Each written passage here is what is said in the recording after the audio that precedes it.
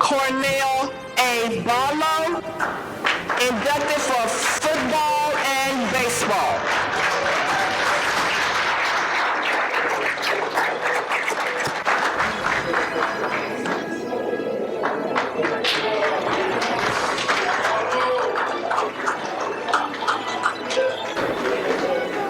Robert Bob Butlove, coach of golf.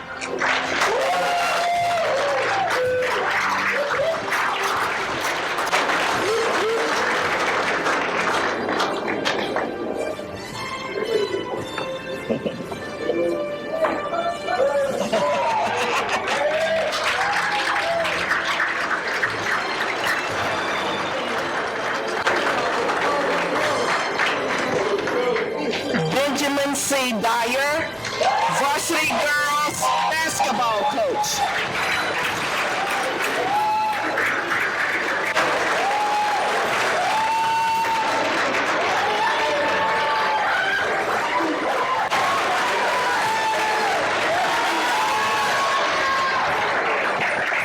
Wayne G. basketball.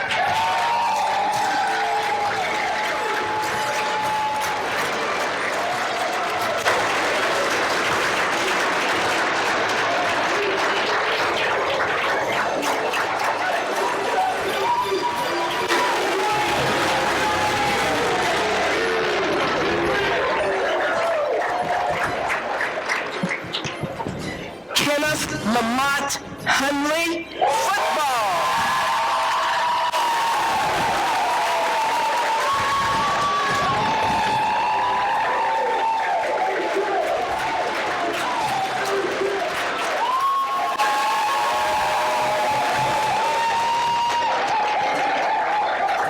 Michael Hill Johnson, track.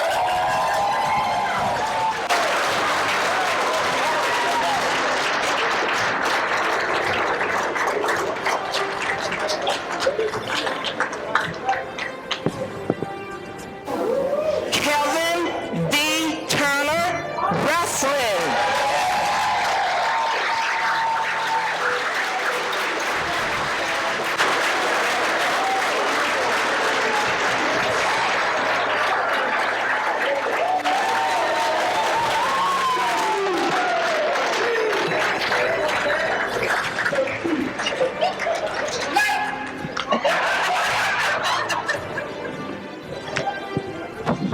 Okay, Coach Miles.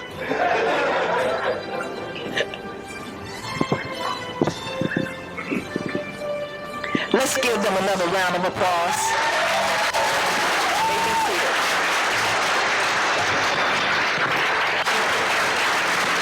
And our Master of Ceremony, Mr. Sean Robertson.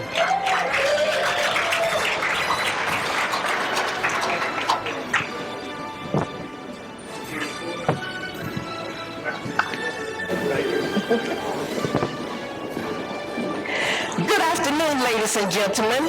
My name is Rita Hopper.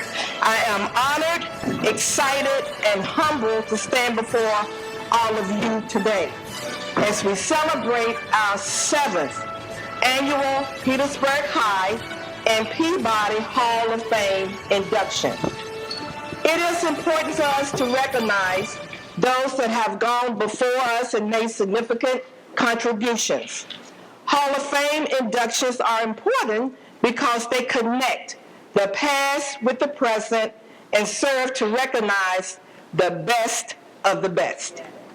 This afternoon's celebration also gives current students and families a blueprint for success.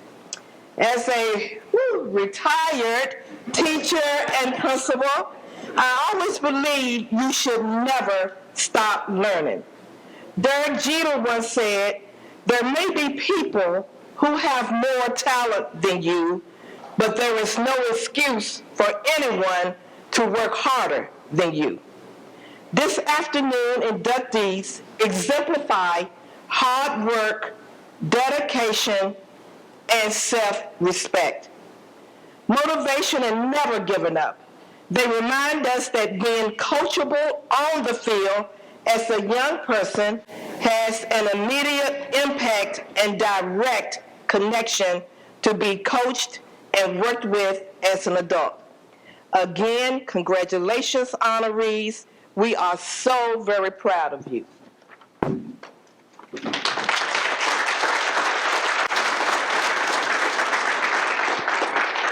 We have to thank some people before we get started. Thanks to Tabernacle Baptist Church, Walter Bronner, Janice Jones, Rita Thweet, First Sergeant Leslie Spate, Alexander Kane, Very Jordan, and Bianca Johnson. Thank you. And also, make sure everyone silence their phone. Okay, the purpose. Bill Lawson III was born with sports in his veins. His grandfather was a football coach and NFL scout at Virginia State College, now University. His dad, William Lawson, was basketball coach and athletic director at Petersburg High School. Bill is also a graduate of Virginia State University. At Petersburg High School, Bill coached varsity basketball, volleyball, and soccer. During his coaching career in basketball, he was named District Coach of the Year 4 times, Regional Coach of the Year 4 times, and Coach of the Year 2 times. Bill's coaching record was 189 wins. Central District Tournament Championship 4, Tournament Championship 3, Regional Champion 9, State Qualifier 4, and most importantly, he helped to graduate 97% of his student athletes.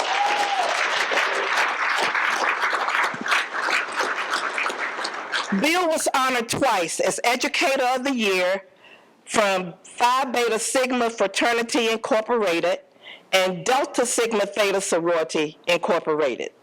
He is a current member of the VHSL, the Virginia High School League, Legislative Committee, Awards Committee, co-chairperson, the NIAA, which is the National Interscholastic Athletic Administration Association, and the RAA, Registered Athletic Association, the VHSA, Virginia High School Coaches Association, the Petersburg Luncheon Kiwanis, and many, many more organizations that he is affiliated with. Often Bill will say, work hard in silence and let success make the noise. Bill Lawson is in the background, moving in silence to ensure success. As athletic director, the Hall of Fame was a vision that he had, and he has worked with many to make his vision a reality. I am grateful to be able to work with a person who cares so much about our community, our schools, and our children. He does not do this for accolades. He does everything because he sincerely loves having a positive impact on others. Although he doesn't do any of this to be in the spotlight, I want you to know, Bill, that we value your leadership, hard work, dedication, commitment to the Crimson Wave, and your ability to continue to believe in our community when so many others doubt us. Please join me in thanking William Lawson III, also known as Bill, as he will give the purpose of this afternoon event.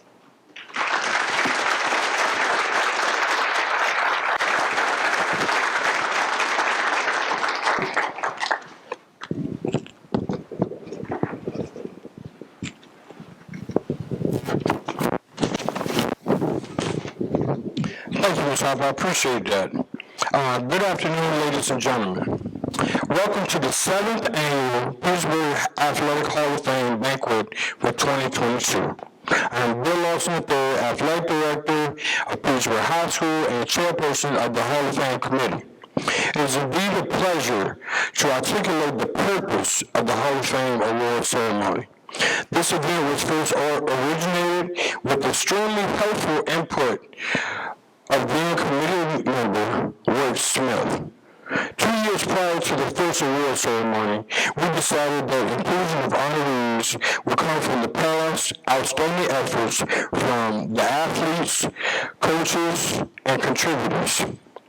These honors had the audacity to use their gifts. As the late inspirational author Wayne Dyer said, purpose is about giving. All one can do with one's life is to give it away, it in the service of others. Present and past honorees were the epitome of service to themselves, fellow teammates, colleagues, and their community. To that end, our purpose is to highlight the success of these talented individuals. We must stop to find time and thank the people who made a difference in our community and lives. Thank you, honorees, for fulfilling your purpose of manifesting excellence in athletics. One and all, enjoy your afternoon.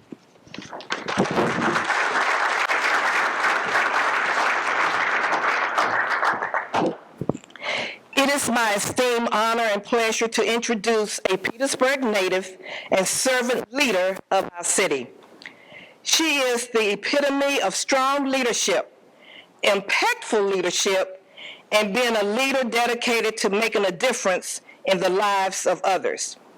Vanessa received a degree in social work from Virginia Commonwealth University. Right after college, she became a social worker at Central State Hospital for 4 years before getting a job as a counselor in the Department of Corrections. From there, she climbed the corporate ladder into a position as running the all-male facility, being the first female to do so. The National Sheriff's Association just selected Vanessa to be its Ferris E. Lucas as Sheriff of the Year 2022.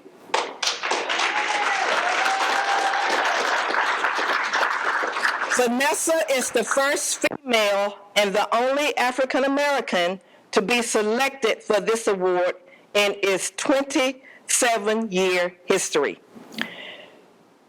Sheriff Crawford has consistently over the last 16 and a half years demonstrated excellence and care for her staff and community.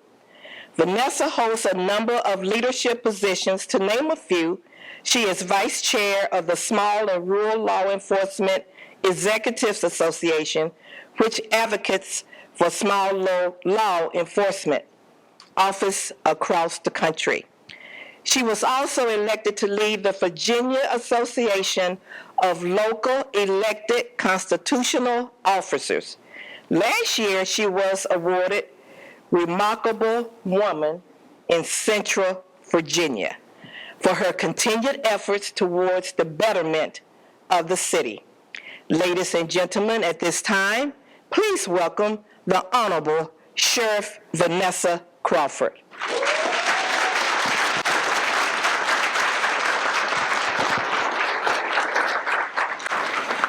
I decided just now I'm going to take Rita everywhere I go to introduce me. But to my God who gives me everything I need and more than I deserve, to the honorees, to all of you that gathered here this afternoon, good afternoon. And welcome to our 7th Annual Hall of Fame Banquet. It's an honor to be able to welcome you this afternoon, and on behalf of the Hall of Fame Committee, I would like to say thank you for your continued support. Some say that playing sports is all about winning at all cost. It often seems that in all of that, the passion and love for the sport sometimes gets lost. But to each of the honorees, you kept your passion and you became winners. And sure, wins are great. Championships are great. But there is something so unifying about sports in its purest form. And you play because so many years ago, when you stepped on that court or that field or that track, you knew this was what you loved to do. You put in the work and the time to get better because you wanted to. And that's what sports teaches you, to give it all, give it your all. It's that feeling of knowing that you've given everything you have to give that makes it all worth it. But it doesn't just apply in the athletic sense.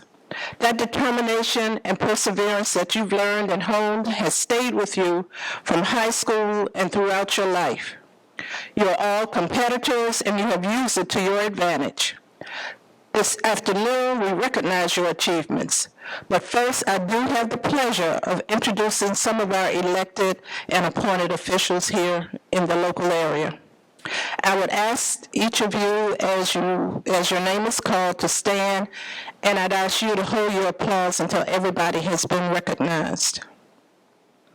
I'd first like to invite members of the Petersburg City Council to stand. I think our Honorable Mayor, Sam Parham, is here.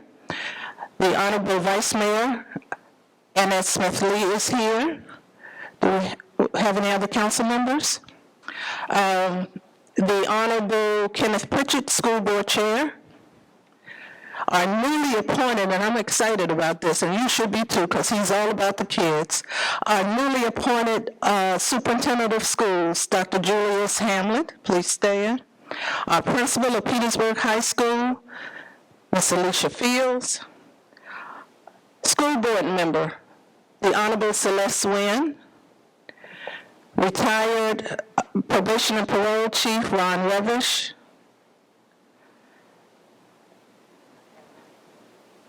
The Honorable Harold Miles, School Board Member. Have I missed anybody that's elected? Any other appointees here from any other localities? Now you can applaud.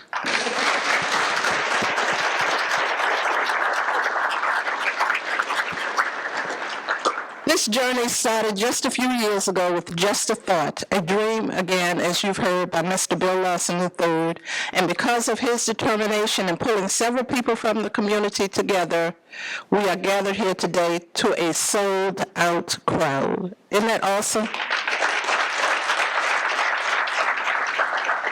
This afternoon, we will be celebrating extraordinary men who have made significant contributions to athletics at Petersburg High and Peabody and beyond.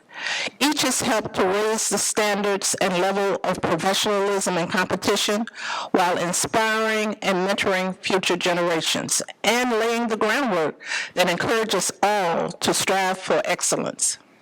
Present here tonight are moms, dads, brothers, sisters, children, teammates, coaches, and alumni, and Wave fans, all waiting to hear tonight from those who have been selected as PHS heroes. Our desire is that everyone will enjoy this celebration as we have gathered to recognize these individuals. So with that, again, I welcome you, I thank you, and I ask that you open your ears and your hearts as you listen to the stories of these Wave greats as they receive their honors. Again, thank you again for coming and have a wonderful evening.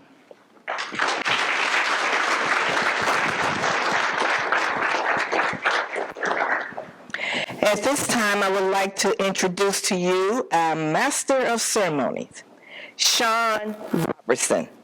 Sean, go on. Sean was born and raised in Petersburg, Virginia. He attended Virginia State University and graduated with a Bachelor of Arts degree in English Mass Communication in May of 1999. During that time, Sean became the sports editor of the Virginia Statesman at Virginia State University. He also worked at the radio station there, WVST, eventually becoming their sports director in 2001. Sean was the sports director for over 7 years and won 4 CIAA Broadcaster of the Year awards. Sean also worked with the Richmond Braves during their final 2 years in Richmond, their Governor's Cup championship run in 2007. Sean left VSU in the summer of 2008 to become the weekend sports anchor at WTVR CBS Channel 6. CBS 6 recently won the Virginia Association of Broadcasters Award for Most Outstanding Sports Coverage. Sean was also the voice of the Petersburg Generals Summer Collegiate Baseball Team. Ladies and gentlemen, our very own Sean Robertson.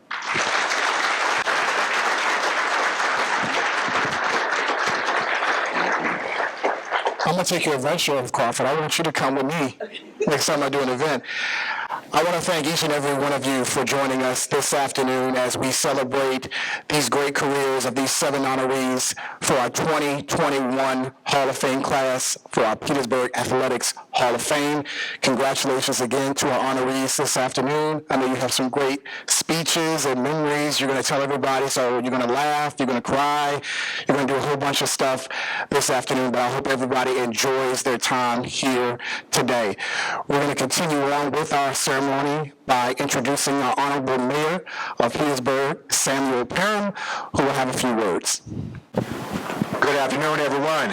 It is an honor being here with you all tonight with all of our people we're recognizing today, all of our inductees. We'd like to say thank you on behalf of the city of Petersburg and all the families for their support. Because you know, in Petersburg athletics, it's all about the big Petersburg family that we have here. And in the city of Petersburg, we are working very hard to continue that long-standing tradition. At Petersburg, I don't know if any of you all know, but at Petersburg High this year, we'll be installing a brand new turf field at Petersburg High School.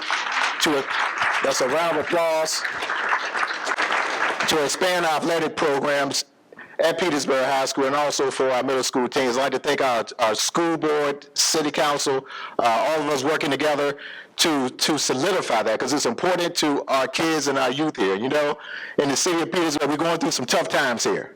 And with young people and gun violence, and everybody in this room know that sports saves lives here in the city of Petersburg, all right? And that's why we are working so hard to improve athletics and expand them here. And we're starting our new race here tonight. We just want to kick off. It's long overdue to build our state-of-the-art field house at Petersburg High School for many generations to come. So we have a field house foundation that's been formed, and we have a table outside today for anybody who's interested. If you want to name a room after one of these outstanding gentlemen up here today, or if you just wanted to donate a few bricks or donate your time or donate your talent, we are asking you for your help today because money is tight. And we need all of your support to get this done. So we're not looking to keep pushing this off, because that field has been at Petersburg High for over 20 plus years, and it's a shame we haven't gotten there. So tonight is the night that we're going to start, and we're going to get this done, and we're going to build that facility to save lives of our youth here in Petersburg and to continue to expand on the long, strong tradition of Petersburg athletics here. So again, I'll be at the table there when you go read. If anyone's interested, please stop by. You can sign up with your name, email address. We'll contact you and let you know as everything continues to progress, because we want you all to be part of the change here, because the city of Petersburg is on the rise. All right? Thank you for your time.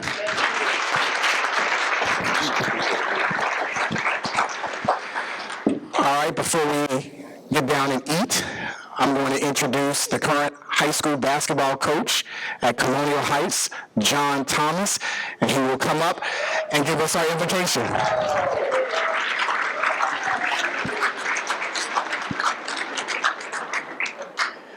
Did I say that right? Do you want me to do it again?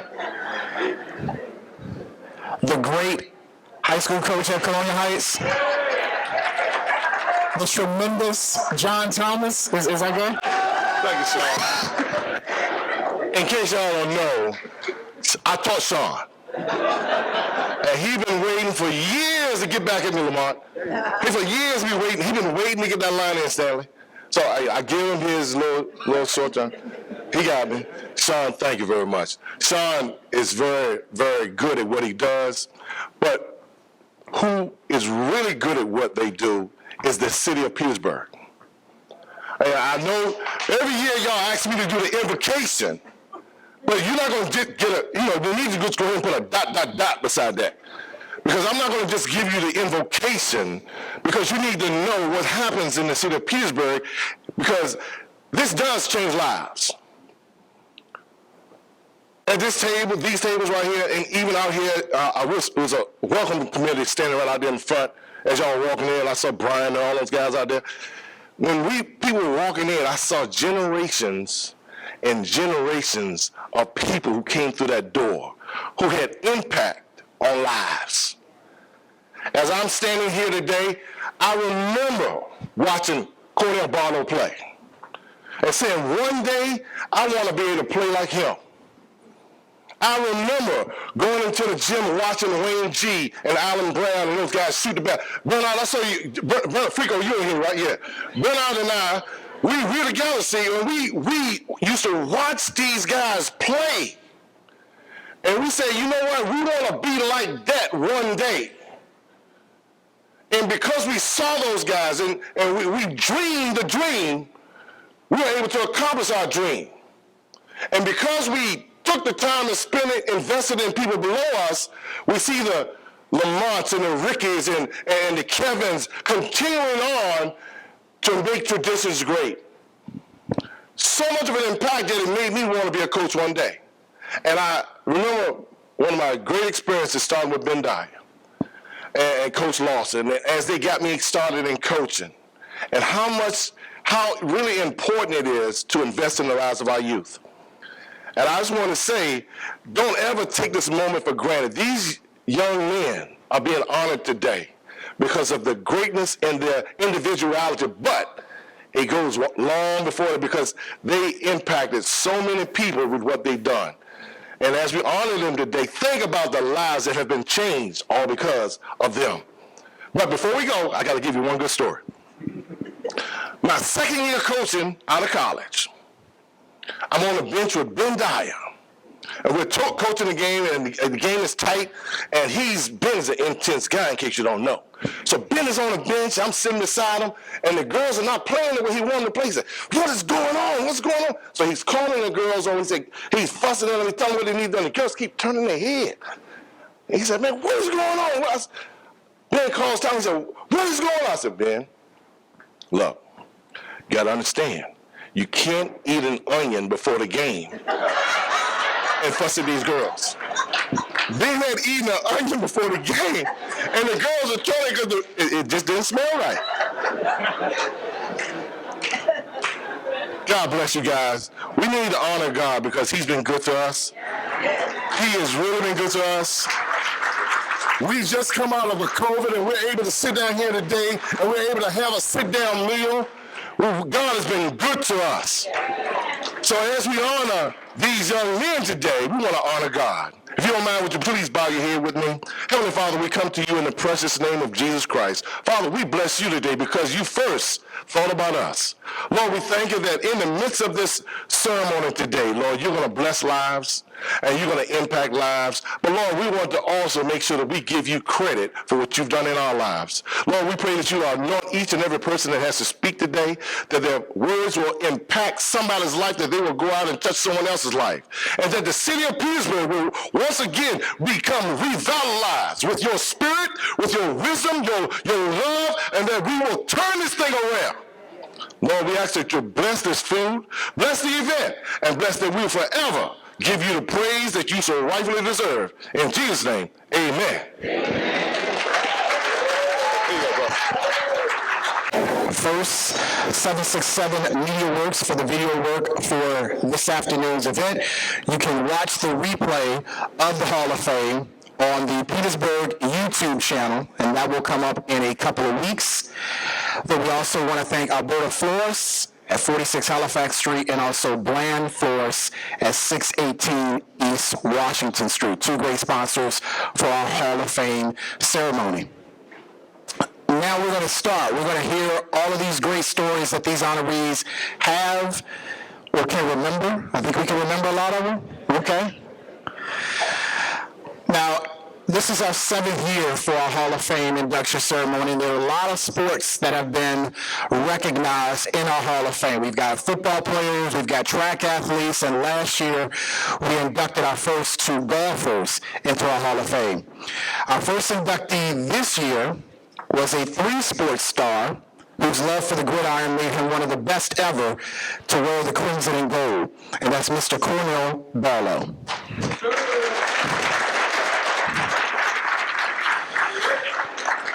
Cornell was a member of the Petersburg class of 1972. He began his high school football career at Peabody in 1968 as a member of the junior varsity team. Cornell's play caught the eye of the coaches and was moved up to varsity as the backup wide receiver. He would transfer to Petersburg High School in 1971 and would play football, basketball, and baseball for the Wave. Cornell eventually decided to only play football, and he excelled. He was a member of the 1971 team that finished 10-0, won the Central District title, and finished number 1 in the state. Cornell was named All Tri-City, All Central District, All Region, and All State in his senior season. Cornell's play that year earned him an invite to the VHSL East-West All-Star Game. His coach at the game, Norman Jenkins, said he was one of the most impressive receivers for the East team, and was also a pretty good punter and place kicker, as he averaged almost 47 yards per punt and kicked a 41-yard field goal, which is, at that time, the longest in Petersburg high school history. In 1972, Cornell signed a national letter of intent to Virginia Tech, but instead of going to Blacksburg, he stayed close to home and went to Virginia State to play football as a wide receiver and punter. Professional football was always a dream of his, and that eventually happened as he played semi-pro ball with the Tri-City Titans. In his 3 seasons, Cornell earned first-team All-Atlantic Seaboard League selection as a punter. He would eventually earn NFL tryouts with Washington, Baltimore, and Tampa Bay, along with the CFL Ottawa Rough Riders. Cornell made the Rough Riders team in 1979, but left during the preseason for softball. Over the next 30 years, he won several tournaments and MVP awards, and he is in the Amateur Softball Association Hall of Fame and the U.S. Specialty Sports Hall of Fame. And tonight, he is in the Petersburg Athletics Hall of Fame. Ladies and gentlemen, Mr. Cornell Barlow.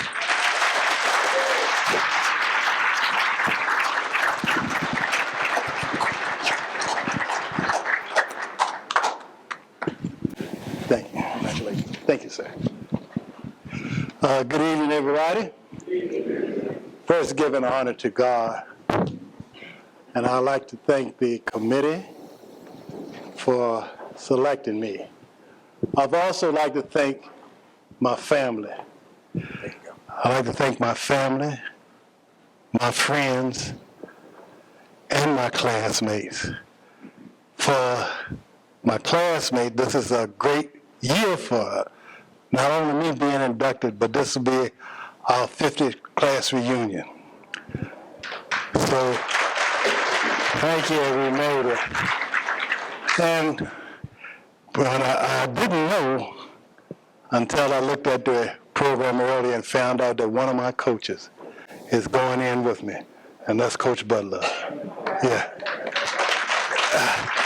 You know, this award is named for my honor, but it's some people that I'd like to call out that helped me get there. Bernard, this is for the other side of the ball. Lawrence Archie, tight end. Charles Cottle, left tackle. Philip Pender, left guard. James Gould, center.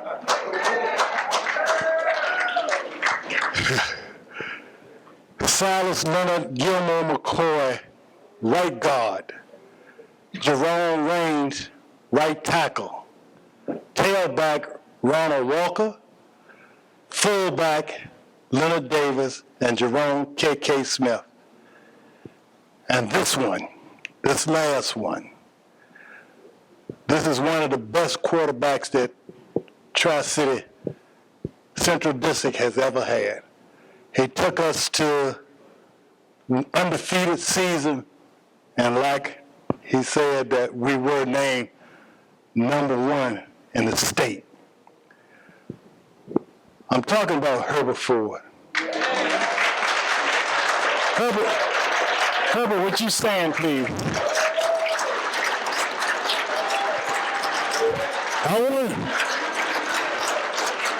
I want y'all to know that this was a true leader on the field and the choir director in the locker room. But Herbert, I want to thank you because I couldn't afford it if you hadn't thrown it. Thank you.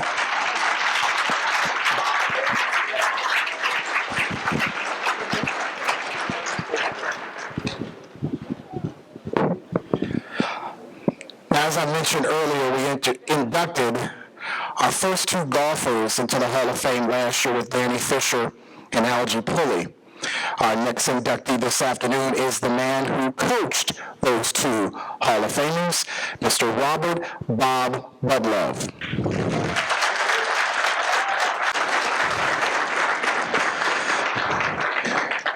He started his coaching career at Petersburg in 1956 after a successful stint at Blackstone High School, where he coached JV football, girls basketball, and softball. During his time with the Crimson Wave, Budlove coached golf along with football and basketball. During his nearly 30-year coaching career at Petersburg, his golf teams won 3 Central District championships, and he played an important role in the construction of the first driving range in the area for students. Coach Budlove helped create and was the tournament chair of the Lee Park Invitational Golf Tournament for over 30 years. And a scholarship was created in his honor for any Petersburg High School senior to provide financial assistance for college. Ladies and gentlemen, the 5th two-time inductee of the Petersburg Athletics Hall of Fame, Coach Robert Bob Budlove.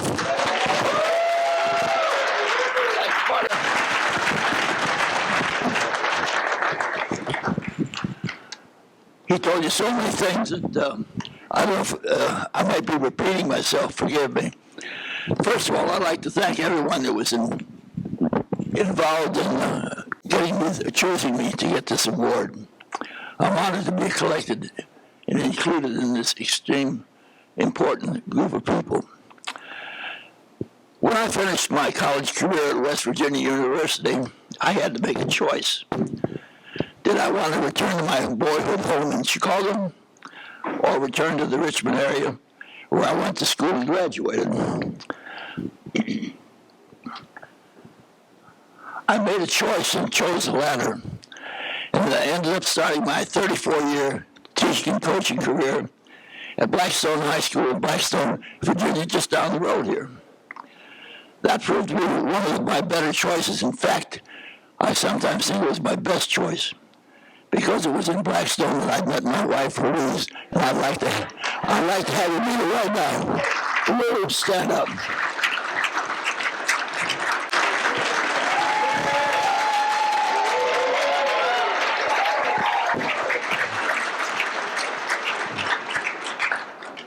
Louise proved to be one of my biggest supporters for over 67 years.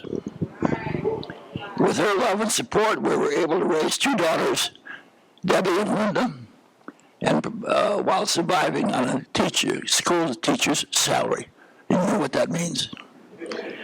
We're truly blessed also for the continuous care that the girls have been giving us all through the years.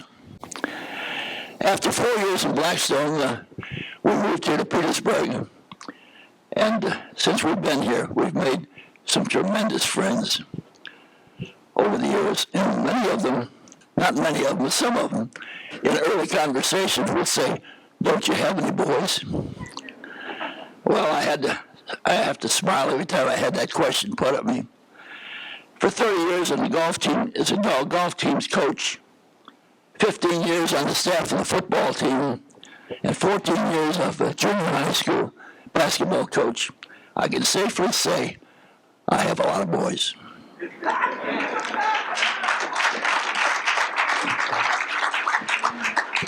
A lot of my players have surprised me. I've received many cards and phone calls congratulating me on this award and sharing memories with me. Those memories were special because it helped me remember some of the things that went on. I wish I could tell you all of them, but I'm limited to 5 minutes, supposedly. The choice I made for my life to be a coach was an easy one, because anytime you love doing something, when you go to work, it's always a pleasant experience. An annual golf tournament has been established, as this gentleman mentioned, in my honor, and the funds from it go toward a scholarship for a good player, and also to the athletic department. We're having a tournament every year. This year's will be in the early fall at the Dogwood Course, which is right out here. I hope that you'll be also interested in supporting this worthy event. Now, at this time, I'd like to have Bill Lawson come up here to the counter. Bill, where are you? There he comes.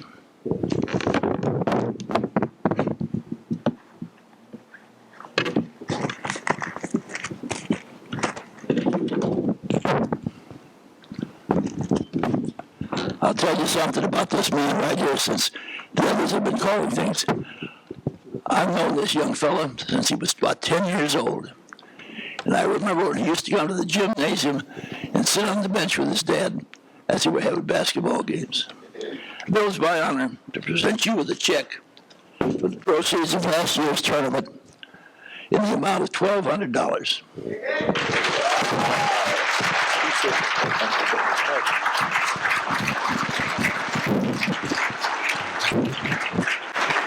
I hope that you'll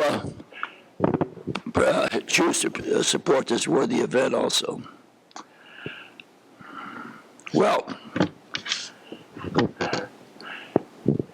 where do we go from here?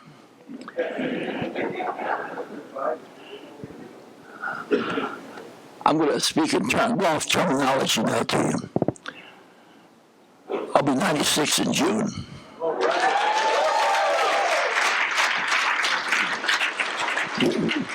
What does that mean in my round of golf life? I think I'm on the 18th fairway heading home. But it doesn't bother me, because I've made arrangements for 6 mighty fine, they call them pallbearers, I call them caddies, help carry me to the final hole and help me sink that last putt. I want to express once again my appreciation to the committee for bestowing me this great honor. Thank you.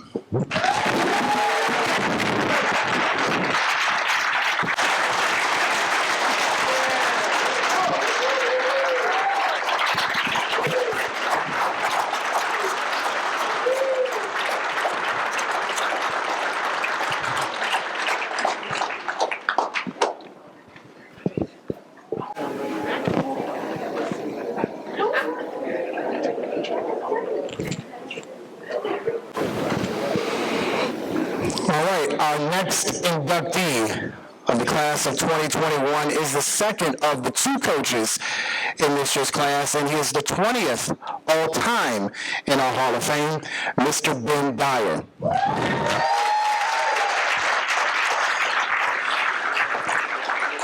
Coach Dyer came to Petersburg after a successful career at Majorca, Manchester, and Huguenot. And it was the late William Lawson Jr., a member of the first Hall of Fame class of 2015, who brought Ben to Petersburg High School. He started as a teacher from biology to math, driver's ed, even taught me in chemistry. Not going to say what I got in that class, but he did taught me in chemistry. His second year at Petersburg was when Ben Dyer became Coach Dyer. He not only was a member of the varsity football staff, Dyer was a member of Coach Lawson's staff on the boys basketball team and became the head coach of the girls varsity team. During his time as Coach Lawson's assistant, the boys team reached the Final Four of the 1979 state tournament, were state runners-up in 1985, was in the Final Four of the Central Region Tournament twice, and were regional finalists in 1984. On the girls' side, Coach Dyer's teams were always competitive. During a 6-year run from 1987 to 1992, his teams had a combined 108 and 38 record.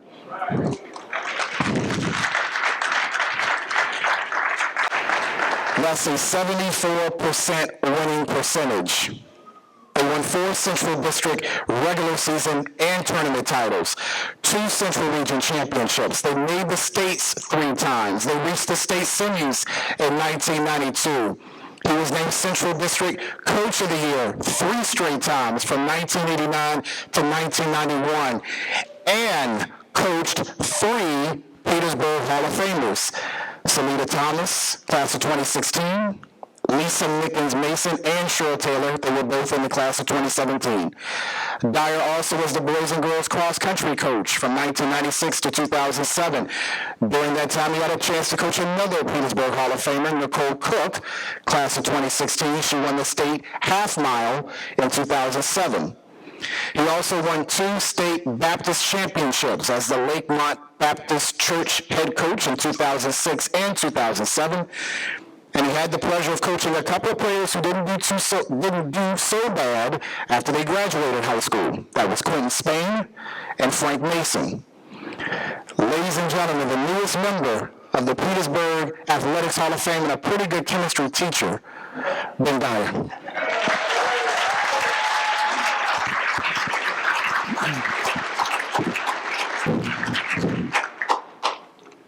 I can just put this away. He just gave my speech. So I want to thank you, Bill Lawson II, the third, for what you've done here and what you've done over the last 7 years.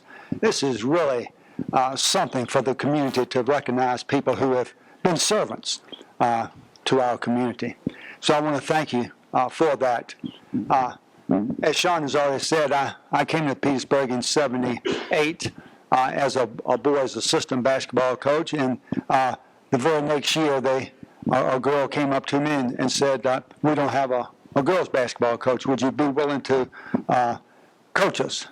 Well, I had a reputation of being pretty tough, even as a boys' basketball coach on the players, and so I was reluctant, thinking, "Oh, are you sure you know who I am? Are you sure you want me to be the girls' basketball coach?" And they said, "Yeah, we don't have it." Well, you're better than nothing. We don't have a girls' basketball coach. So I did, and the players were good players.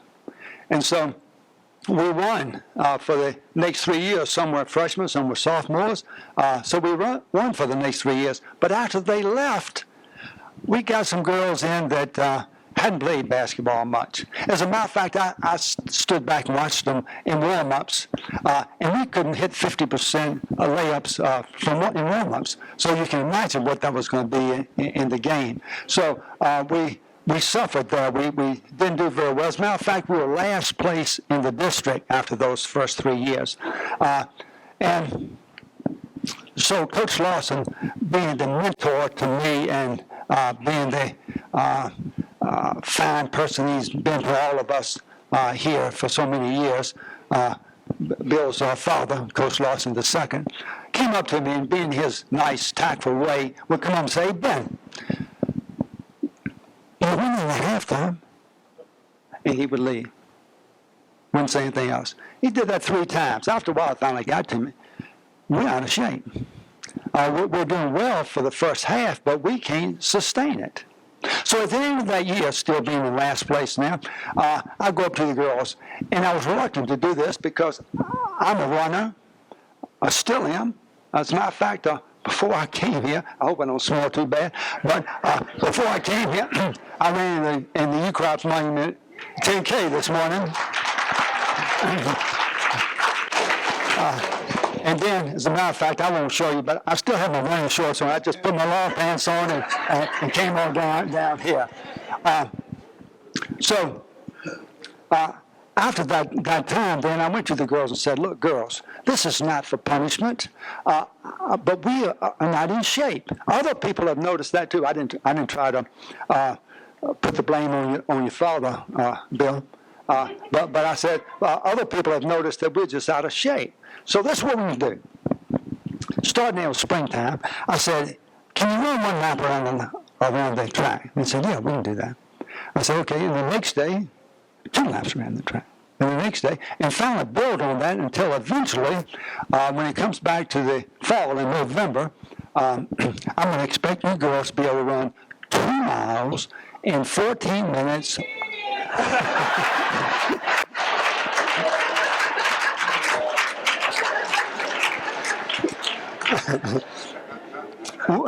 Well, anytime you put a plan in for the first time, no one thinks you're going to do it. So we show up the first day, and we run the 2 miles. At that time, we didn't even have a stadium or a track. So we out on Homestead Road, and we run down all the way down to Forest Hills, I think it is, has a stop sign in the middle of the road, turn around, that's the 1 mile mark, and then run back. And I would run with them. And of course, the first day we did it, nobody. No one on the team could run 2 miles in 14 minutes, except for me. So then I did what I told them I was going to do. Every day before practice, we were going out and run 2 miles before practice. And those who can make it, as soon as you made it, you went in with the assistant coach and did the pregame warm-ups while I stayed out there and ran with the girls who hadn't made it yet. Do you know, by March, it took that long, by March, every single girl on that team could run 2 miles in 14 minutes or less. Even those big mamas. Now, as Paul Harvey would say, is the rest of the story. We have been in last place. Here's the same coach, the same girls, the same old drills, and goodness knows, I know a lot of you saying, I wish he would shut up because you were some of the ones was so much of the complainers, calling the principal, calling the superintendent, saying, what is this guy? Is he coaching basketball? Is he coaching cross country? He's got our children out here running up and down. But here's the difference. We went from last place in the district to first place in 1 year's time, by just one variable. That one variable was condition. Now, I don't know about anybody else, but I was sold out from then on. I couldn't turn it loose. So that was a requirement then year after year. And then, as Sean has already said, is the rest of the story. We ended up doing very well from 89 all the way to 92. So it was a slow process. One of those girls is here tonight. And I mentioned that because, of course, I didn't know she was going to be here, so this is impromptu, but it's worthy of saying. She was a real naysayer with this, like all the other girls, but she was just more outspoken with these 2 miles. So she came up to me and said, Coach, I'm in shape. I don't have to run those 2 miles. I said, Shauna, I'm telling you now, you're a bad influence on this team. The other girls, you're a leader, whether you want to be or not, because of your feistiness, outspokenness.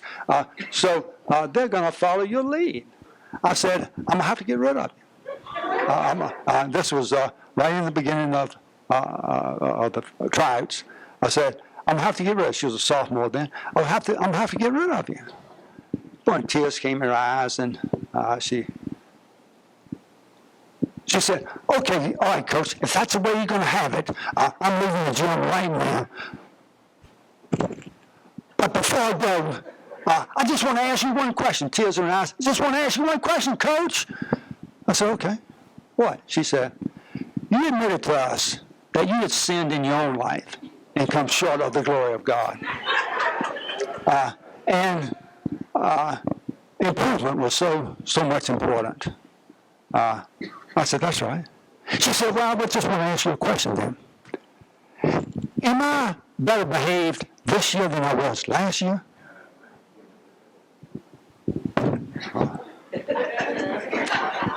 She was a tyrant. I don't care what year it was, but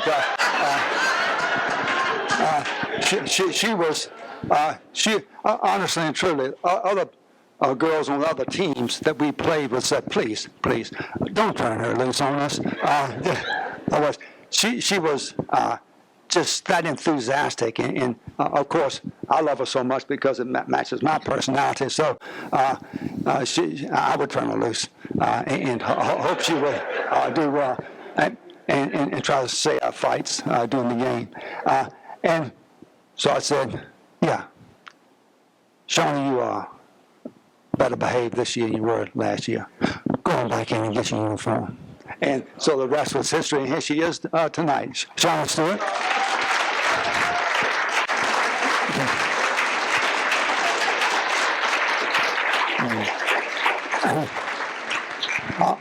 All the way from Texas. And Penny Harrison is here too. Sing up in. Let them see you also. We don't like them.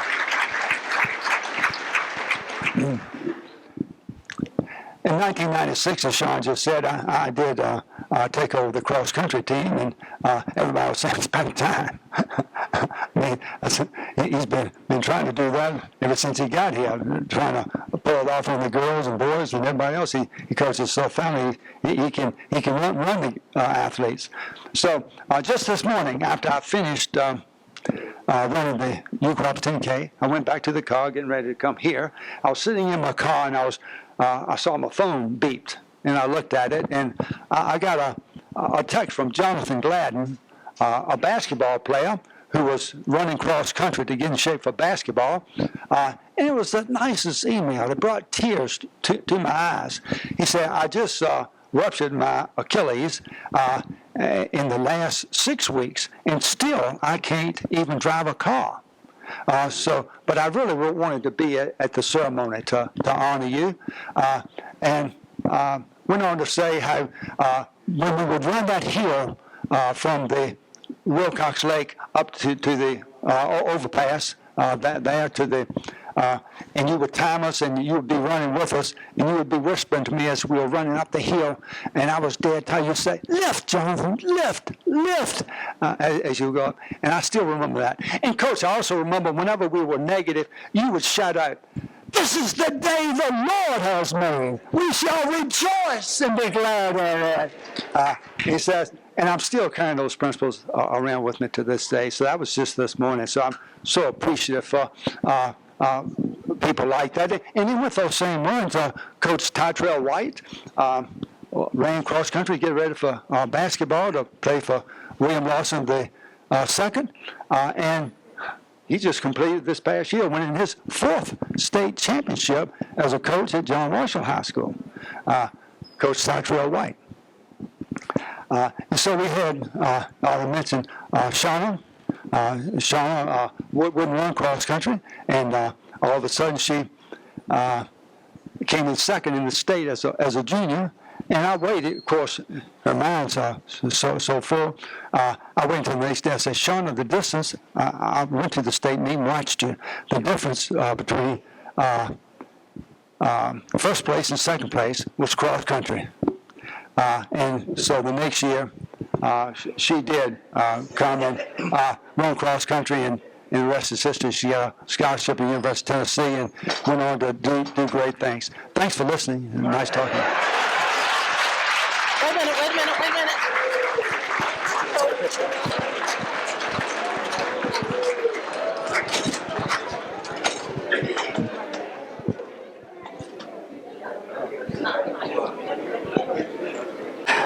just want to remind you, if you want to stay in touch with Petersburg Athletics, they're all over social media, on Twitter at PHS Athletics01, on Instagram at Petersburg Athletics, and it's also on Facebook as well. And as I mentioned earlier, they have a YouTube channel where you can catch the replay of this Hall of Fame ceremony. All right, 3 inductees down. We've got this side of the table to go. We're going to start with a very dapper, Wayne G.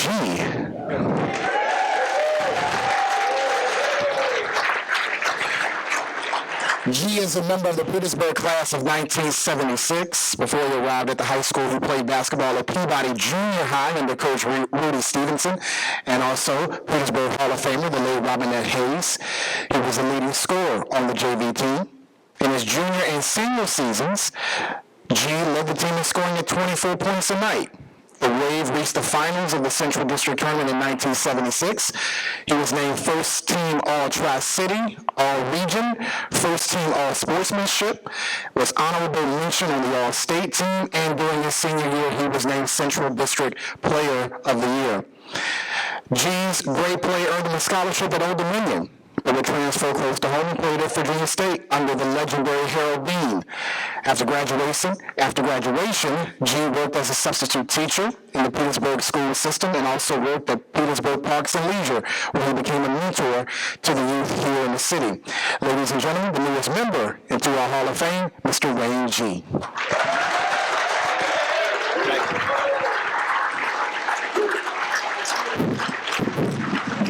Good evening, everybody. I'm very grateful to be here. Thanks to my God, who is my higher power. And, I was talking to some people the other day, and one of the most, this is a prestigious honor, and I'm very appreciative. And most of the time when you come to events or occasions, most of the time it's going to a funeral. And what I'm real grateful for today is that we're not at a funeral. Today we're here to honor all the inductees. I'm appreciative for the committee for selecting me and the other people that are here. I'm real grateful that, I had a kidney transplant back in 2008. I used to be on dialysis for almost 16 months. And I got a phone call like about 2 or 3 o'clock in the morning, and it was a lady from MCV, and she said, Mr. G, we want to let you know that your name popped in the computer as a perfect match. We got a kidney for you. And that right there in itself, I know that we have God, and God has been real good to me. July the 10th, 1995, I used to be doing some other things and full flight from reality. This July the 10th will be 27 years clean from all mood-altering substances. I was talking to Sean, and he was telling me that in the program that, everybody else had a little bit more lengthy things in the program. And I was talking to him last night. I was telling him that when I went to Old Dominion, a lot of people didn't know that I had a scholarship at ODU when I graduated in 1976. And I was in the gym just kind of like shooting around, and I ran into Nancy Lieberman. And for those of you who don't know Nancy, some of you know that she used to be like, she's used to be an ESPN analyst, and she used to play professional basketball. And when she seen me in the gym, when I was like, I believe I was like 17, 18 years old, this kid from Petersburg, I was just shooting around in the gym. And she asked me, she said, you want to play one-on-one? I said, yeah, sure. So I played her one-on-one, and the final score was like 16-13. And she said, you want to play again? I said, no, I don't want to play no more. She was kind of like, her face got red as a strawberry, And then one of the other players that I ran into when I was at Virginia State, I ran into Rick Mahorn. And Rick, during that time, Virginia State was going to play in the Connecticut Classic. You know, that's a class that they play in Connecticut. And Rick, you know, Rick's like 6'10". I was 5'10". And, you know, when you're playing against each other, there's always got to be a guard back to cover the basket. And so Rick was dribbling down. He was the only one coming down, and he slammed on me. He slammed real hard. And Coach Dean said, "Why you ain't take the charge, son?" And I looked at Coach Dean and I said, "Why you ain't take it?" So he laughed. But I'm going to tell you, I'm just real grateful to be here today. It's a great honor. I got a buddy of mine that's sitting in here, too, that I want him to stand up because I don't think most of my teammates are not here, but I'm very appreciative of my teammates. You know, Coach Pro Hayes, Chewing Gum Charlie, Darren Finley, he was a ball boy back then. But Alan Brown is one of the most unselfish ball players that you will ever meet. I love this guy. Can you stand up, Alan, for me? Thank you. So I'm really grateful to be here. I think it was ordained today that each and every one of you that are here today, it was ordained for you to be here to honor all of these inductees. I want my family also. Will you stand up for me, please? All my family, stand up for me. Thank you. And thank you very much. Appreciate y'all. Thank you. All right, last year, James Stiff Sr. joined his brother Daryl as the first set of siblings to be in the Petersburg Athletic Hall of Fame. This year, a second set will join them as Lamont Humley goes into the Hall of Fame.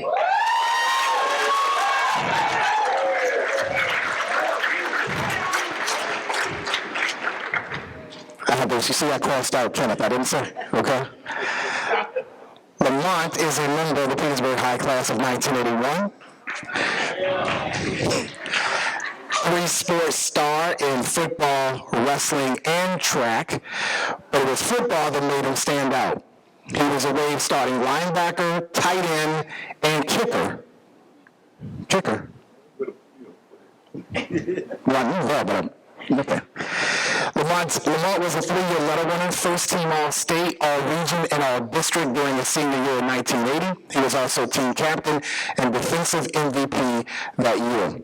Lamont's junior season, he was second-team All-Region, All-District, and played alongside his older brother Ricky as the Wave won the 1979 state championship.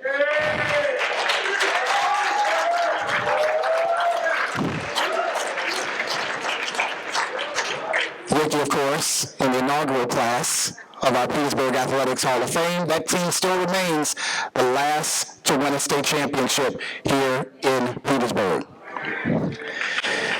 He also received All-City Honorable Mention during his sophomore year. After high school, Lamont would attend the University of Arizona on a full scholarship, where he was once again a teammate with his brother. Lamont was named one of the 50 greatest football players in Arizona history.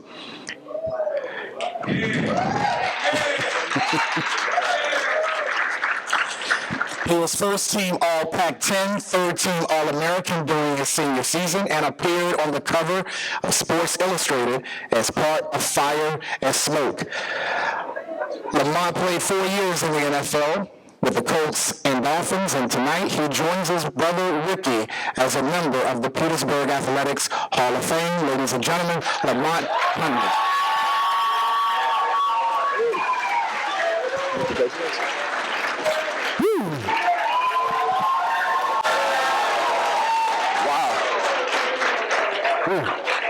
There we go. Well, first of all, again, just like everyone up here, I got to give my thanks to God upstairs. You know, these last few months last year has been kind of tough for my family. We was going through some things. We lost a few family members. And a week ago, I buried a great friend of mine. 40 years, was best of friends, 41 years together, and we buried him last week. But on the flip side of it, we've been going through some positive things with my family. Yesterday, one of the greatest blessings that I've been a part of, my mom. Hey, you know what? You know, everyone knows Ricky. Everyone knows Debbie, Renita, but everyone knows Scarlett Hunley. You know, and we as a family, we're so blessed to have our mom. And we're the reason why who we are here, because of our mother. And yesterday, Petersburg decided to name a recreation center in her honor. Yep. You know, and I had the opportunity to go back to my roots, go back to Penn Oaks, and looking around and say, God, I lived here? And they're doing some amazing things in that community. And they blessed my mom by putting her name on the community center. Yep. And she deserved every bit of it. Mm-hmm. And this afternoon, she's blessed again, because she's going in the Hall of Fame with me. Thank you, Ms. Hunley, for being a great role model, awesome mother. You're the best. I'm also blessed to have my daughters here. And naturally, my daughters, Kendra and Devin. My oldest is Kendra, my youngest is Devin. Naturally, they went around Petersburg. They had no idea what Petersburg was. I bring them back home and said, Daddy, you lived here? I said, sure did, baby. So I'm blessed to have them here at this moment right now and be a part of this opportunity with this class that I'm going into the Hall of Fame with, which also gives me, you know, a great honor to be in this group of guys. Coach Butler, he was our coach. Yeah, he was everyone's coach. He was everyone's coach. So Coach Butler was our coach with Chewing Gum Charlie, Norman Jenkins, to name a few. What? Who? Coach Porter, he wasn't my coach. I wasn't that old, man. I wasn't that old. It's the guy to your left. Anyway, I'm going to reflect back a little bit, you guys. As a kid, I remember going to Cameron Field as a little bitty kid, young kid. And I go to Cameron Field, and I see this gigantic fence, iron fence. And it's like I'm walking through the Golden Gates.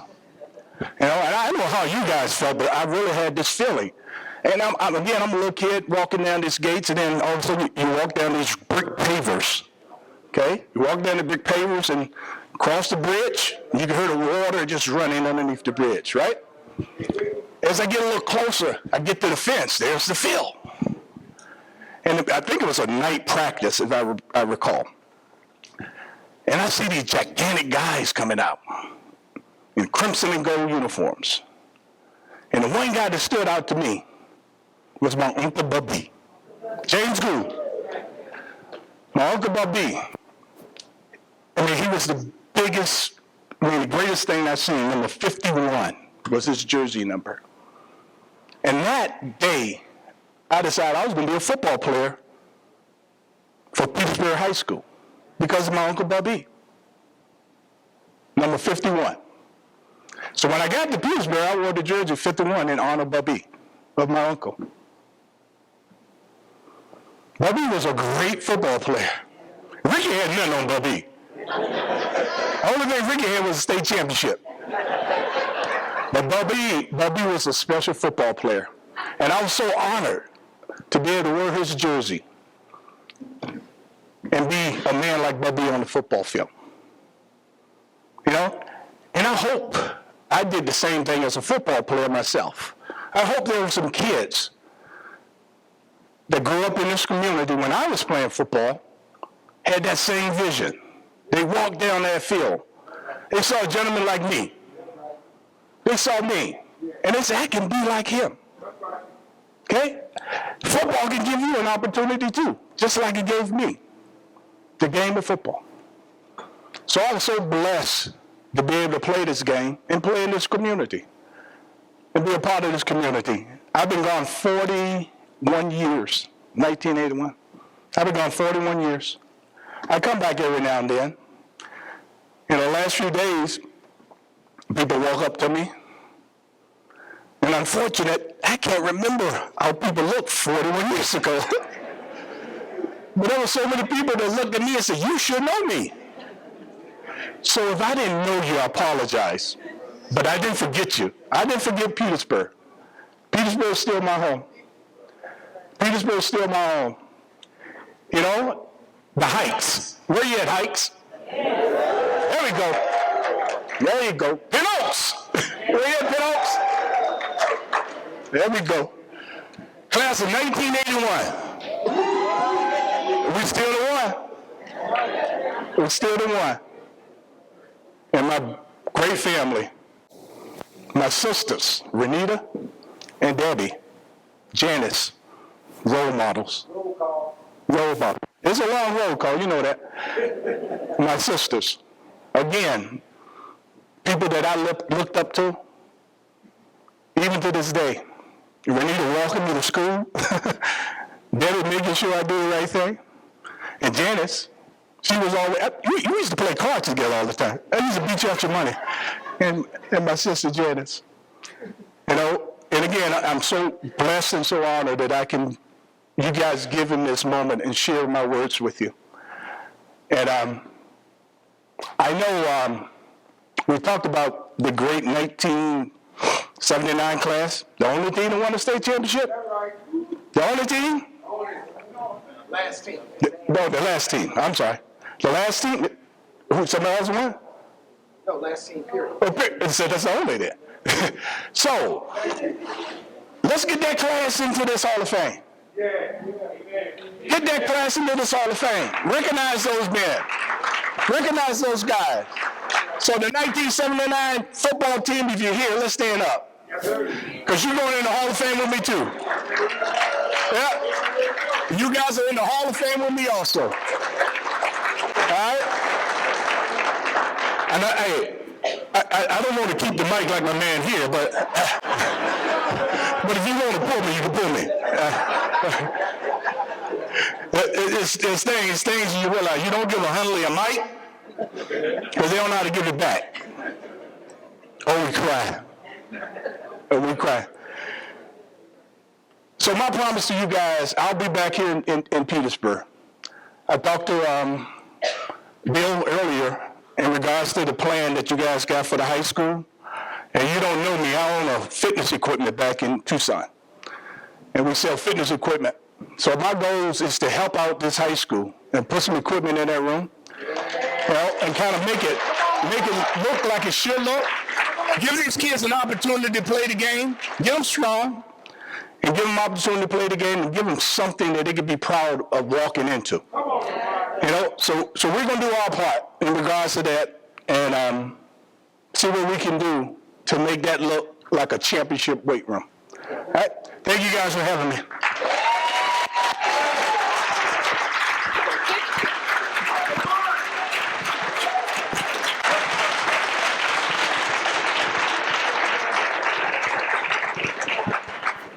Lamont mentioned it in his speech. I don't see it in our program, but if you know an athlete, a coach, a team like the 79 state championship football team that you feel belongs in our Hall of Fame, email us. We'll give you the email after the end of the program, but if you know somebody, please email us, and when we have our meetings in the fall and in the winter, we can have these names in place for our next Hall of Fame class, because I'm in agreement with them. That 79 state championship team should be in our Athletics Hall of Fame.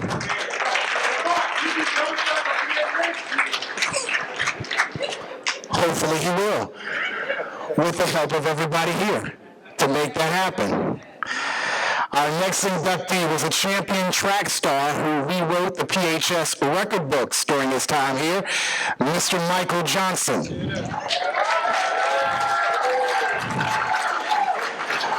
Michael is a member of the Petersburg High Class of 1985 who played an important role on the cross-country, indoor, and outdoor track and field teams. During his sophomore year of 1983, Michael helped the Wave win the Central District Indoor Track Championship. Later that season, he won the 1,000-meter run at the Central Region Indoor Track Championships. The following year, Michael was a part of the Wave's Central District 4x400-meter relay indoor championship team. Petersburg would go on to win the team championship at that event.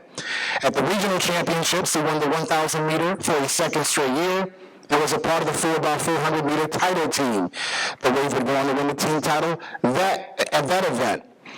In 1985, Michael was named Track and Field Most Outstanding Performer, was a part of the 4x400-meter Central District and Regional Indoor Championship team, won the 800-meter in the Central District Championship, swept the district and regional titles in the 1,000-meter run, was a part of Petersburg's district and regional championship teams, and he capped his senior campaign by winning the state outdoor championship in the 800 meters and had the fourth fastest time in the country in the 800.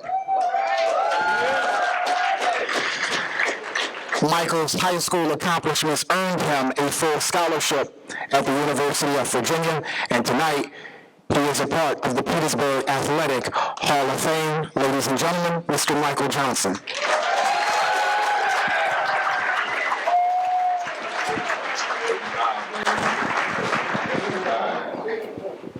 Thank you.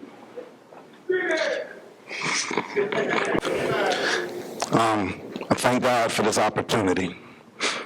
And also see that the class of 85, you see we wore matching jackets tonight. That's class of 85. A lot of the people before me talked about Petersburg's history in sports, and I can tell you that that was an important part of my career. When you were an athlete at Petersburg, you knew that you were a part of history. You knew that there was a high standard, and you wanted to do everything to meet it. I do have a couple of stories about some people here. Coach Budlove was a coach that I should have known when I was in high school, because the only sport that I still play now is golf. And I'm not good at it, but I live 3 houses away from Coach Budlove, and he should have been my best friend when I was in high school. Coach Dyer. So you heard all the records and all the things that I did, but I can tell you that when it came to distance running, every race I ever ran, every road race in Petersburg, Coach Dyer beat me. So he set a standard as a coach, and he'd look at me Monday after that Saturday race, and he'd talk about, what he did and all of those things, but you knew that you had to work hard. My high school coach, John Allen.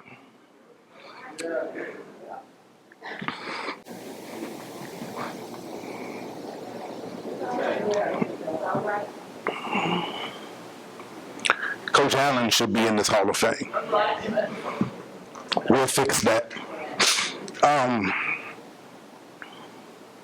met Coach Allen in the 7th grade at the NYSP at Virginia State. And he saw me run, and he asked me what my name was, how old I was. And he said, when you get to the 9th grade, come out for track. 9th grade came, I made the basketball team, got in a little trouble with the family. Dad made me stop playing basketball. So then track season came. And I remember Terrell Robertson and Danny Clavo coming to me and said, Coach Allen wants you to come out for track. A couple of weeks went by, and they kept coming to me and said, look, Coach Allen every day keeps telling us he wants you to come out for track. So after about 3 weeks, I finally got the courage to go to my dad and say, I think I want to go out for track. And he asked me, he said, what are you going to do different than all the other things that you got in trouble for before? So I gave my spiel, and he said yes. That was the greatest thing that ever happened for me.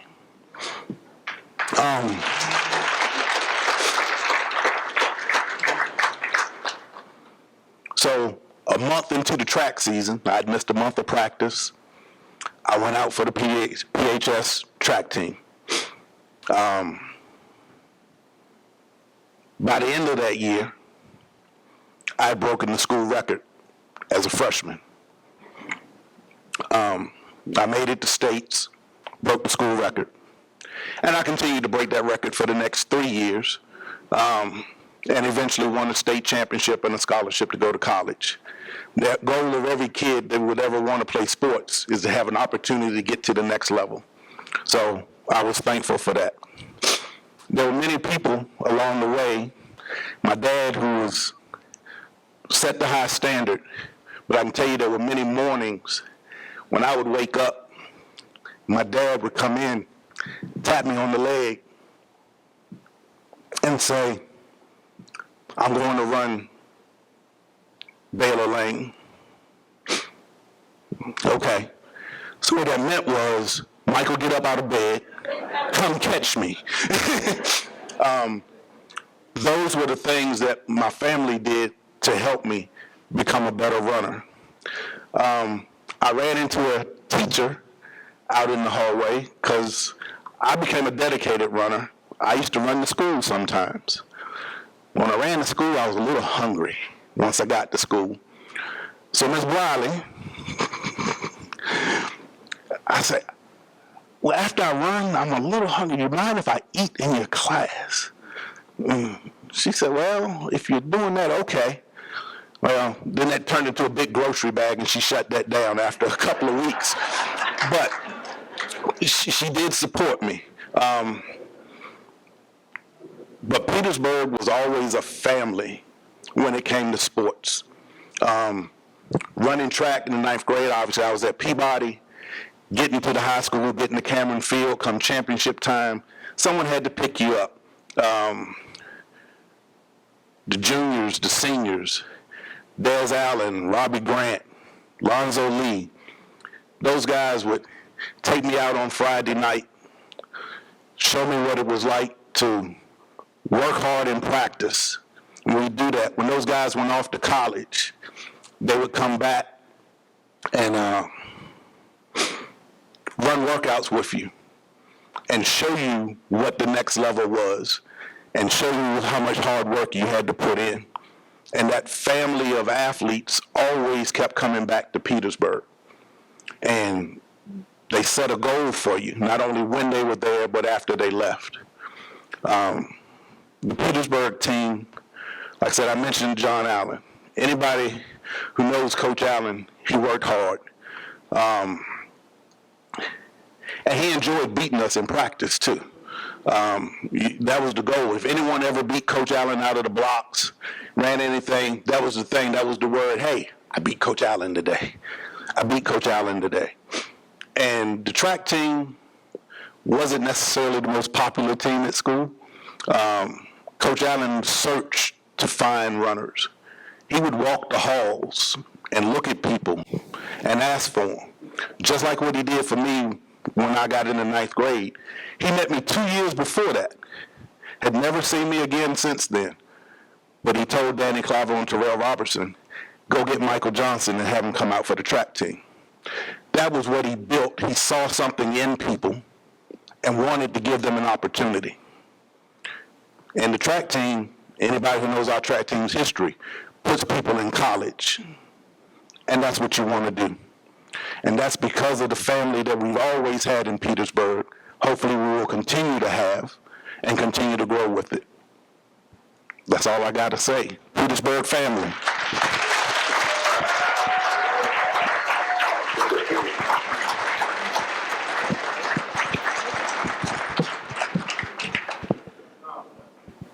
I was reminded by Miss Rita Harper. Anybody who has a nomination, who would like to nominate someone for the class, please email every piece of documentation you have on your nominee and pictures. And if the nomination form is not in the program, there might be a form on your table with the email address to send that information to the committee. And I'll let you know one more time before we head out the door. We've got one more inductee, 7 members of the class. You ready, Kevin? I think so. You think so? All right. Last inductee of the class of 2021 overcame a rough beginning to arguably be the most decorated wrestler in Petersburg High history, Kevin Turner.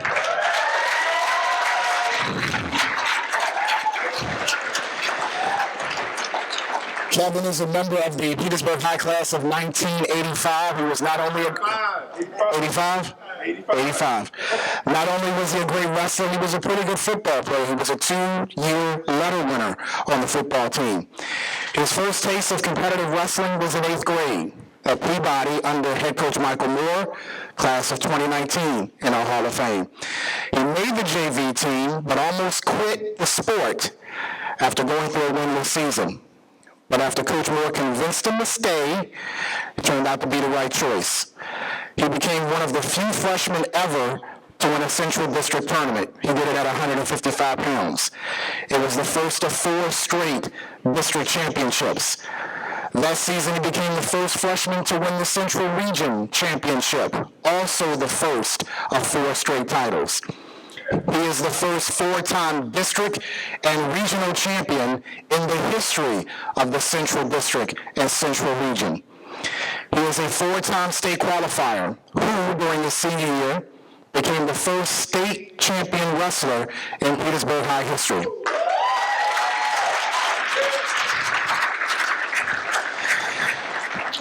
He also was a junior national team member his junior and senior year. Also was an All-American honorable mention his senior year. Kevin earned a full scholarship at William & Mary, who at last check, if you would probably correct me, he had 121 career victories at William & Mary. Our final inductee in the class of 2021, Kevin Turner. Thank you, sir. I appreciate you, man. Thank you.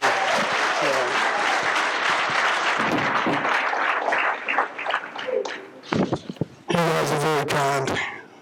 First, giving honor to God, I would like to just express my gratitude for the opportunity for all of us to gather here tonight.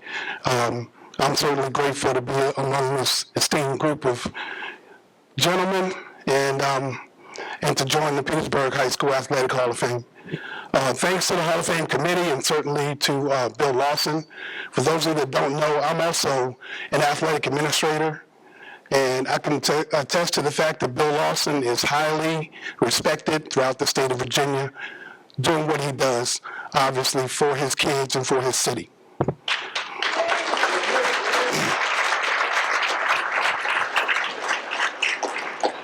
So what I'd like to do first, before I get into my speech here, is to recognize anybody here who is a teacher or a coach, or who has been. If you've been an educator or coach, please stand to be recognized. All teachers and coaches, please stand.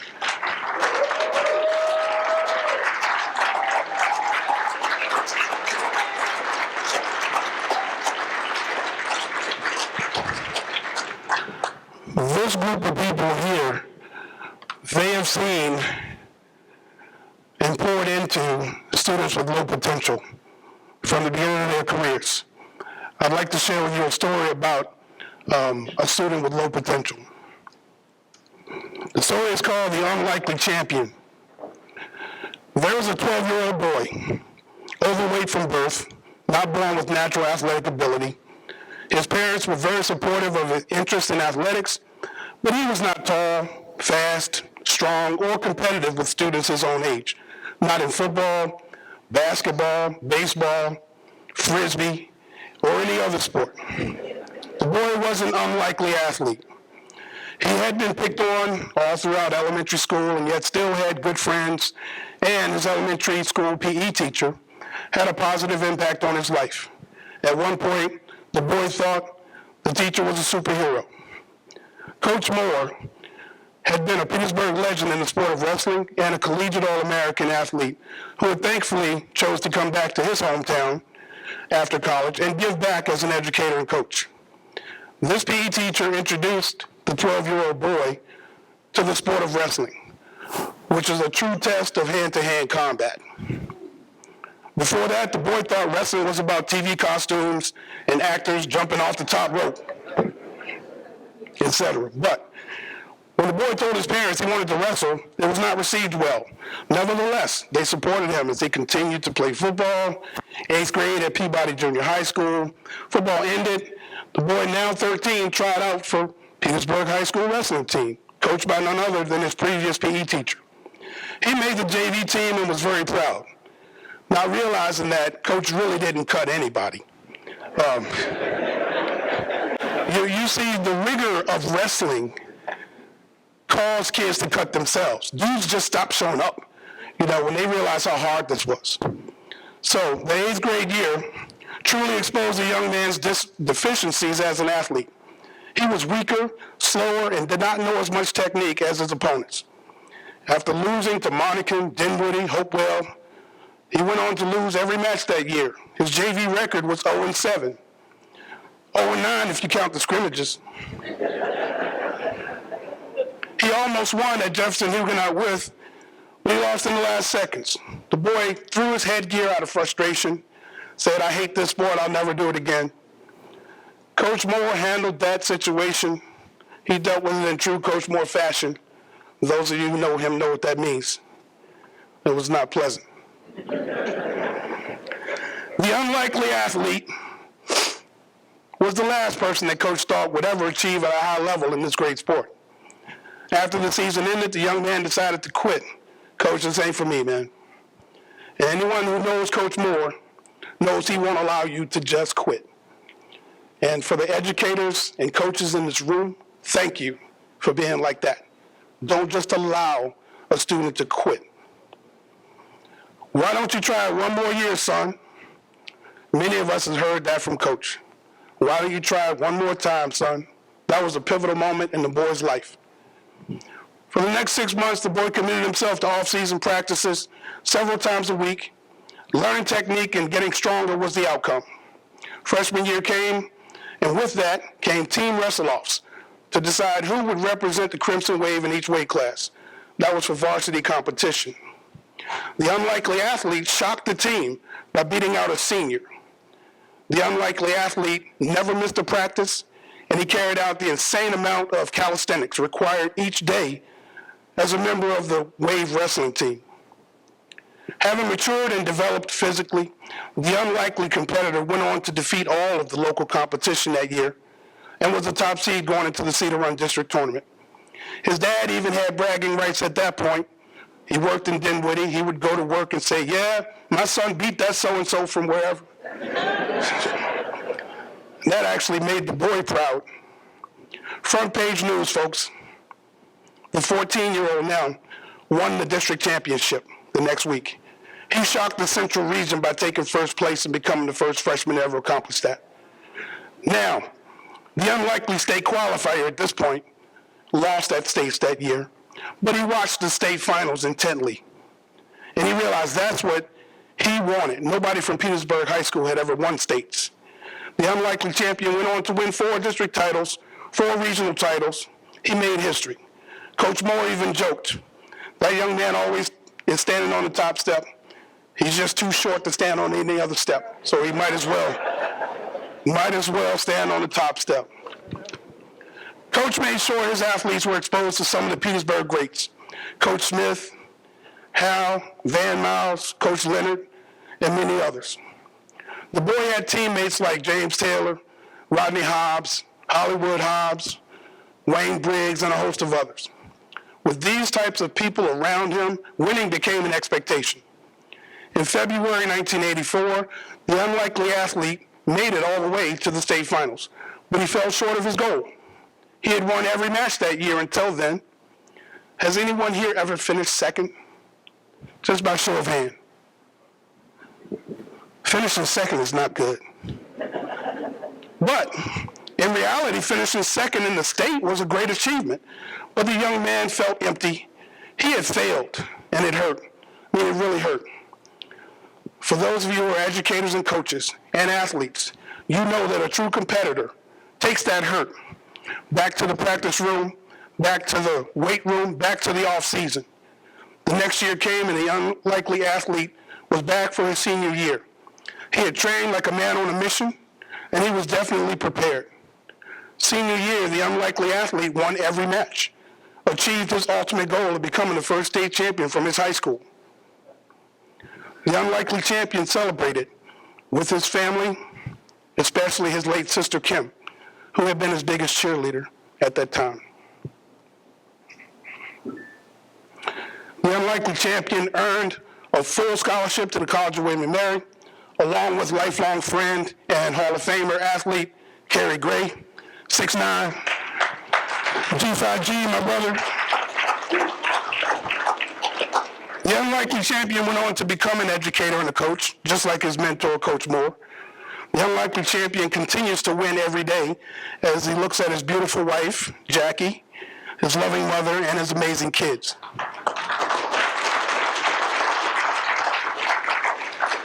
I stand before you guys today thankful that I am that unlikely champion. I'm dumbfounded at how that happened in my life, but God had a plan. And I'm grateful for him allowing me to finish the race strong. The moral of the story is, don't write off these young athletes. When you see somebody that appears to have low potential, pour into them and do your best to help them reach their best. I humbly accept this honor today on behalf of my mother, Norma Turner, who has always supported me. Thank you.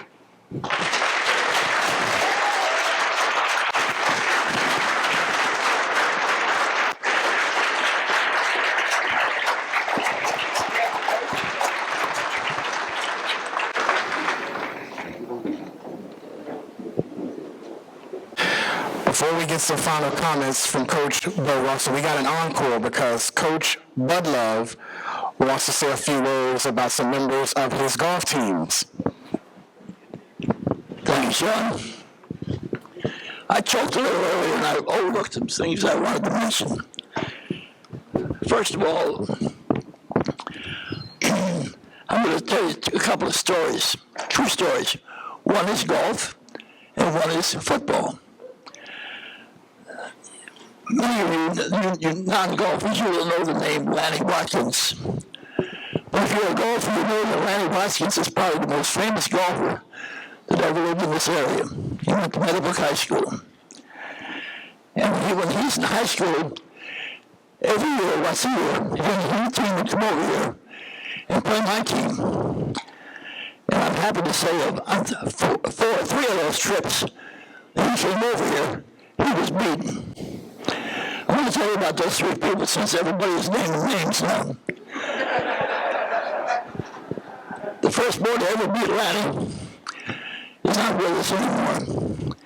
He was inducted into the Hall of Fame last year as Donnie Fisher.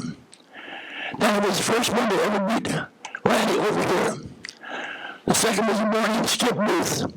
Now, I'm kind of embarrassed to say that I've lost track of Skip. I don't know where he is right now. And our last player to beat Lanny is sitting right over here. His name is Craig Parrish. Stand up, Craig.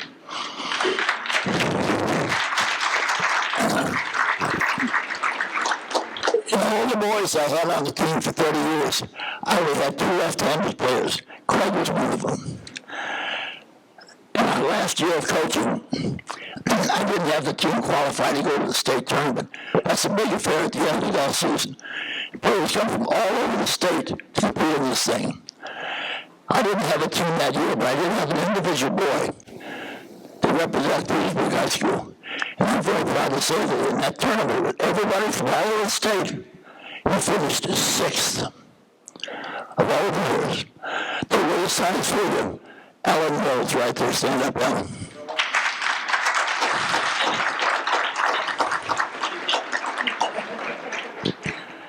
Now, that was the golf story. Now I'll tell you the football story, which is really I get a chuckle out of. In And this will interest some of the players, especially if you were on the team.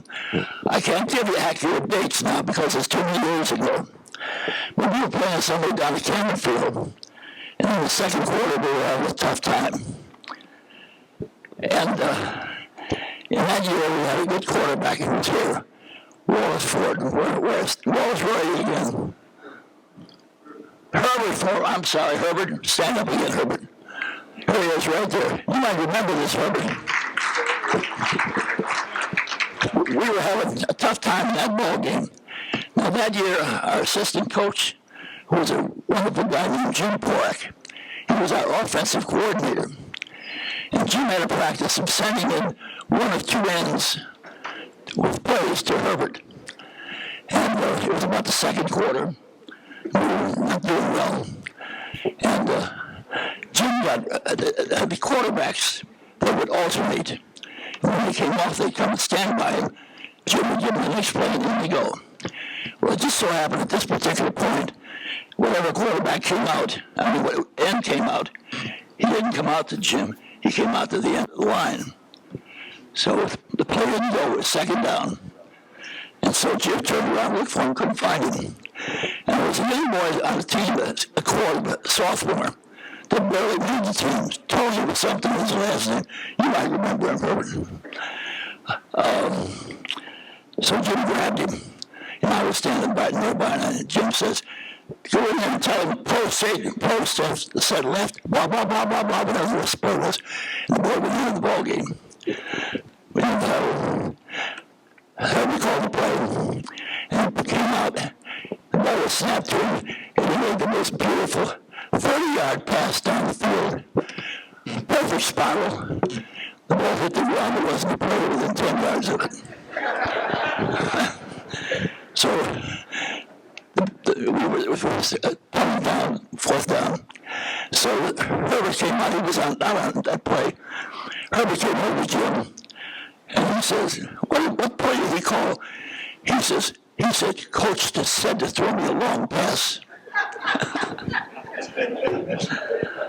That was the other one. So anyhow, that's the best I wanted to do. I wanted to get some of my stories here about my golfers too. Thank you again.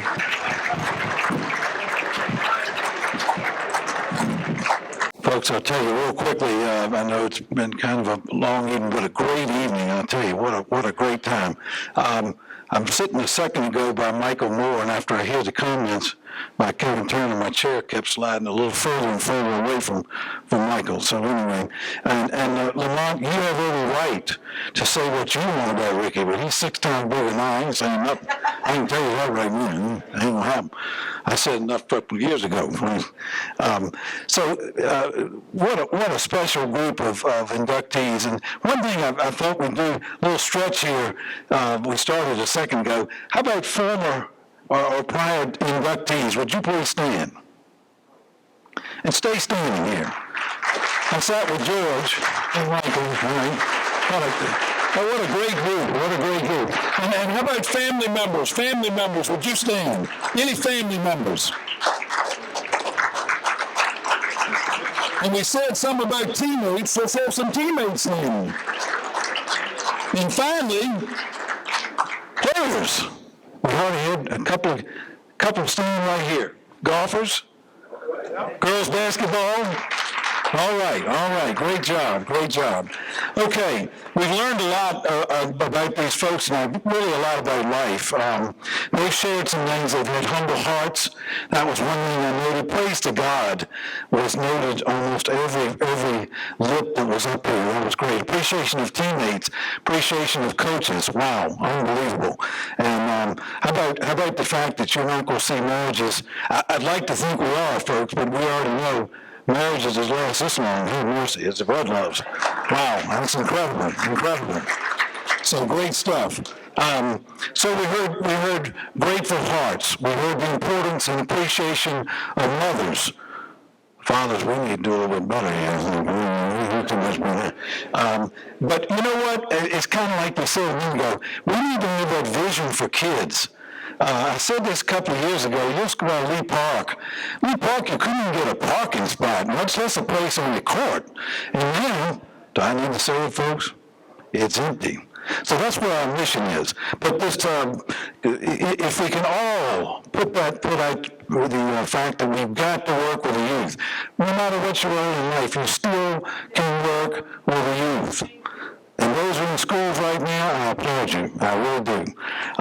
The committee appreciates your support. Turf field. Oh my gosh, Coach. We put in 17,000. I got to go in Virginia Tech. We put in 17,000 worth of turf at Prince George. Well, we were something, you know. But to get turf field here, man, to hear Cameron Field mentioned again, wow. So the support for the field house, something real quick. I know Willie Hawkins and several others, but all of us can do our part there. If there's nothing so small that you can't do to support that. I think, Coach, does everybody have one except for us maybe, or close to it? Or he's shaking his head up and down. So anyway, I thought that was the case. So let's throw our full support there and see what we can do there. But remember, and our last challenge, and then we're going to say thank y'all for a great night. The youth is what it's all about, folks. That's what it's all about. Starting here, I mean, everybody has their role, everybody has their mission, and we've got to think like that and do that every day of our lives. Thank God that we have that opportunity. So anyway, thank you all for coming out. Appreciate the support. What a great evening.